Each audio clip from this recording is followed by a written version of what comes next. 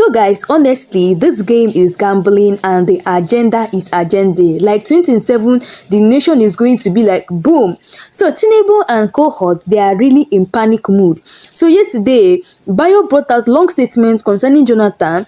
According to him and Tinubu, they said that they welcome Jonathan to 2027 race, but the court will decide if someone who was sworn in twice as president satisfies the constitutional requirements and is eligible to contest the presidency again, that Nigeria would not easily forget Goodluck Jonathan's small record, that Goodluck Jonathan ran Nigeria's economy aground. Like imagine, these people are shameless. Like this is a typical example of you cannot shame the shameless. So they have mouth to criticize any government in Nigeria.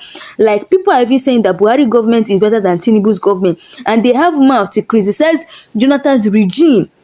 Like these people are so shameless. Not only that, I hope you guys are seeing what is happening in Kwara State. Like how many times have you seen this statement from Tinubu or him come out to say about the insecurity going on in Kwara State? Like why are these people avoiding this kind of news? Why are they avoiding any news concerning insecurity? Like what is going on? They are more capitalized on 2027 election. Anybody they see that want to come and contest against Tinubu, they will just start attacking the person. Just only rumor and speculation that Jonathan is going to be running for president in 2027. This is the reason why Tinubu and his cohorts, they are already panicking. Like these people are really panicking.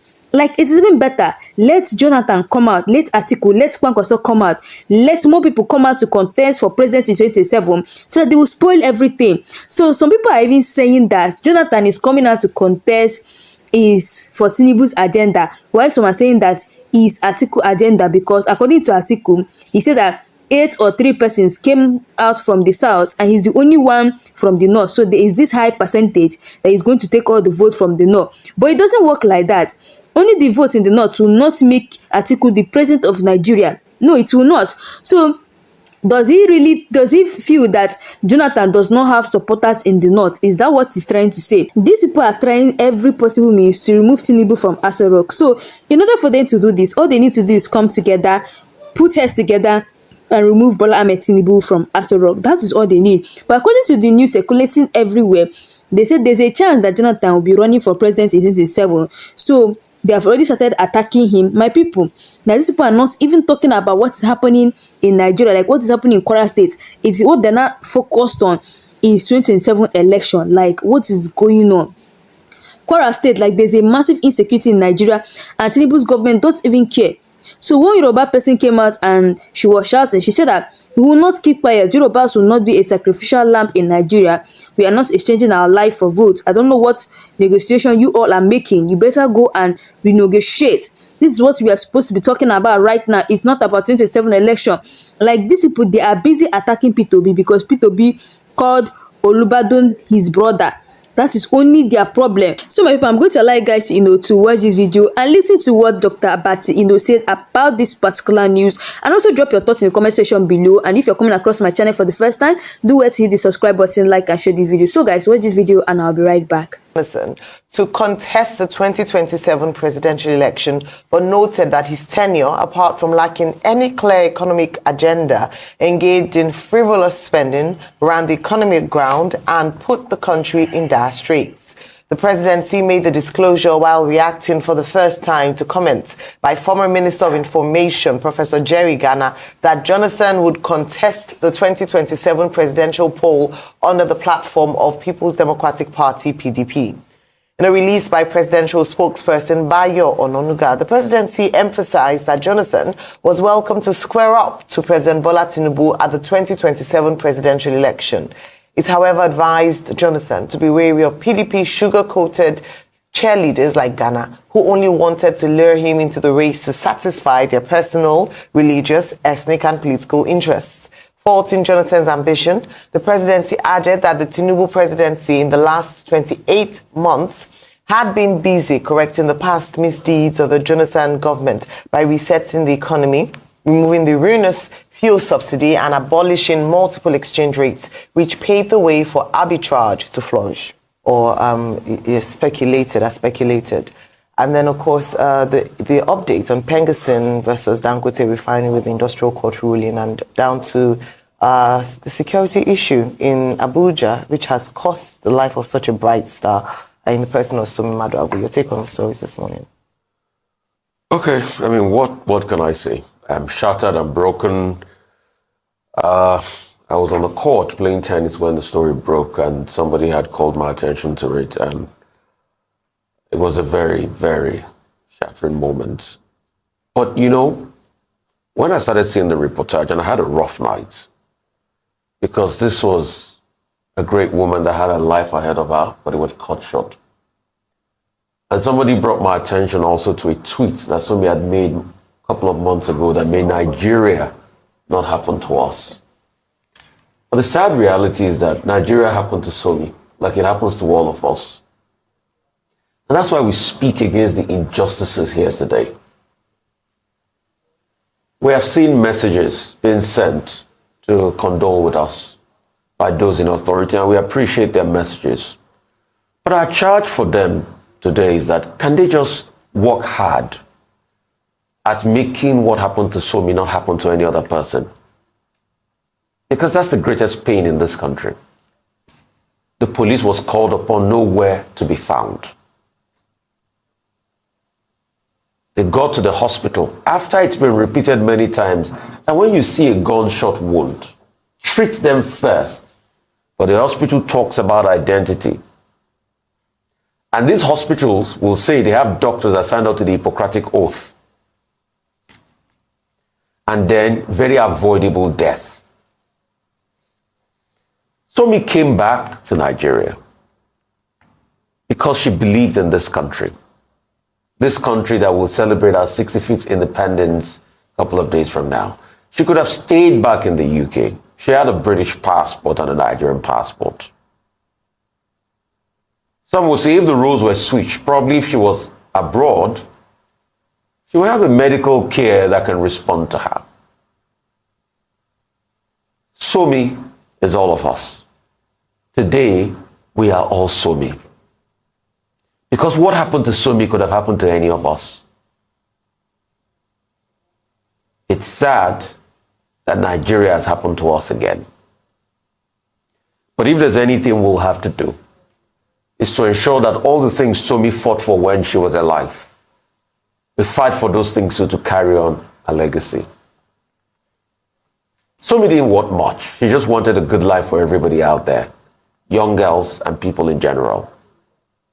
And you see, she was somebody that loved life. But because of our leaders and our system we've built, life is constantly taken away. We live in a country where life does not matter.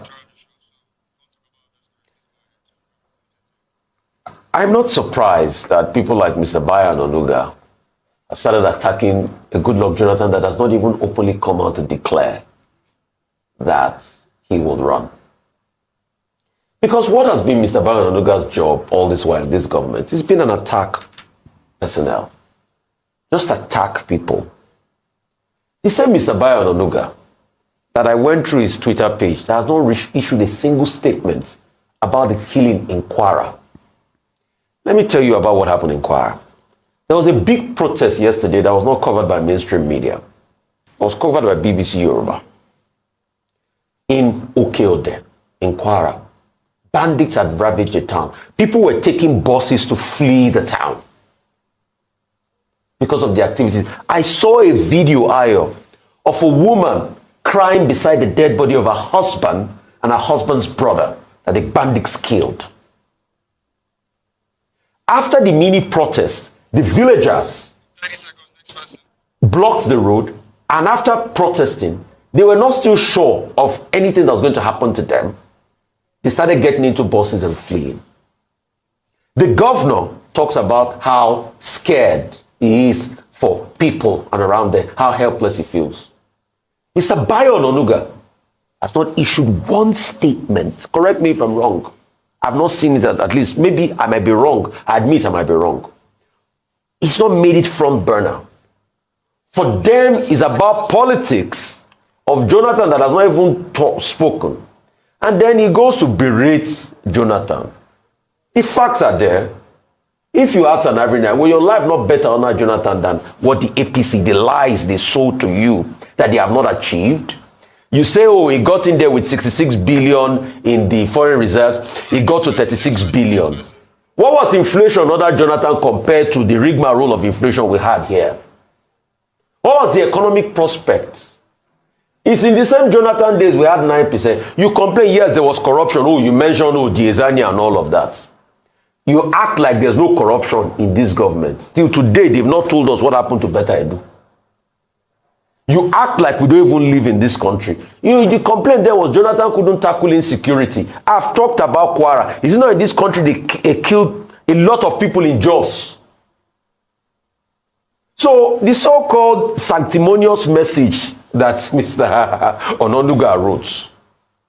The question is, how are they better than even the Jonathan there that they condemned? So you see, that's why Nigerian fail us. It's been a litany of woes, both the PDP that failed, the APC that failed. And in the midst of the failure, the standards are now so low that they keep challenging themselves. Now me fail pass, now you fail pass. Because for him to compare APC that is a failure to another failure, so it's a graduation scale of who is failing. And that's why we have hospital system that can't save the life of so many. We have police that can't react. And so many was being killed. So this is the joke we have made the country. Happy birthday to Nigeria at 65. Let's continue. All right. Nigeria at 65, important point tomorrow. But Dr. Abati, your take on this. Well, first, I said today is a sad day for Arise News. One of our own lost her life. The report is that she was attacked by armed robbers. And the police are hereby enjoined to investigate. They may say it's armed robbery. We thought armed robbery had ended in this country. Could there be other stories behind the story that we have been told? And it's important to investigate. But whatever the investigation may bring about, is one of our colleagues who has fallen. And, I always tell people around me that this job that we do is a very dangerous job. You don't know the pathways that it leads to. It can lead to the pathway of death. And so it's a very unfortunate thing that a young lady of 29 with a future ahead of her has fallen. Beauty queen, anchor on television, and now some people thought that it would be their task to snuff life out of her. Now, she was taken to the hospital along with others. Again, this is an issue about the law. There's a law in Nigeria that says anybody who is a victim of accident or armed robbery attack, gunshot wounds, should be treated. But, these persons who were involved, including our own Sumi, were taken to the hospital. And the hospital refused to treat them. They were looking for identification. I think this is something that Nigeria needs to address. Persons who are in very desperate circumstances, it is the duty of doctors and nurses to stay faithful to the Hippocratic oath, which is to save life. They refuse to save lives. I hope that hospital will be properly identified and sanctions, where appropriate, will be applied to that particular hospital and the officials who were on duty on that day. Everything is in the hands of God, but perhaps maybe lives could have been saved if the medical professionals did not behave like donkeys. Well, this is not to say that donkeys are donkeys, but look, it's very painful that no effort was even made because they were looking for identification. Well, we commiserate with the family, the Maduago family, and with all of us here who have lost one of our colleagues, because it takes a lot to wake up in the morning and come here and just talk. It takes a lot, to go on to carry this microphone that we have. We are journalists. We have a duty. We are important in this society. When Nigeria happens to any one of us, it is a sad day for us. And it is indeed a sad day. Now, the second subject, very quickly. I was an official spokesperson for the Jonathan administration. It was my duty to run the communication process. And therefore, I find it very odd that a man that I respect so much, Mr. Bayo Ananuga, will come around for political reasons, for propaganda reasons, to say that the Jonathan administration was a useless administration. No. That is not just an insult to President Jonathan. I take it personally as the man whose duty it was to speak for that administration. There were other spokespersons who have promoted themselves beyond their level, but that was my primary assignment. And I say that I took an oath in 2011 to defend that administration, and I remain faithful to that oath. And I say with all seriousness that Mr. Bayo Ananuga is unfair to President Jonathan. He is wrong in the propaganda that he has put out. He may have issues with Professor Jerry Ghana, who is a chieftain of the party, who made a statement in Mina that President Jonathan is going to be the next presidential candidate of the People's Democratic Party. He could have stayed there, and he will have been in order, disagreeing with Professor Jerry Ghana. But to say that there were no meaningful achievements under President Jonathan, no, he's wrong. He is absolutely wrong. And this is my correction. Now, President Jonathan is acclaimed all over the world 10 years after his administration as a Democrat, as a man who moved Nigeria forward. That's even the international community saying that. Since he left office in 2015, he has been invited everywhere, whether it is Malawi or it's Ghana or it's Gambia. So he has become an international citizen. That in itself should tell Mr. Ananuga and those around him in the villa that, look, this is a man who has achieved, who has remained relevant. There are other Nigerian leaders who will not be invited anywhere, who will not be accommodated in decent company.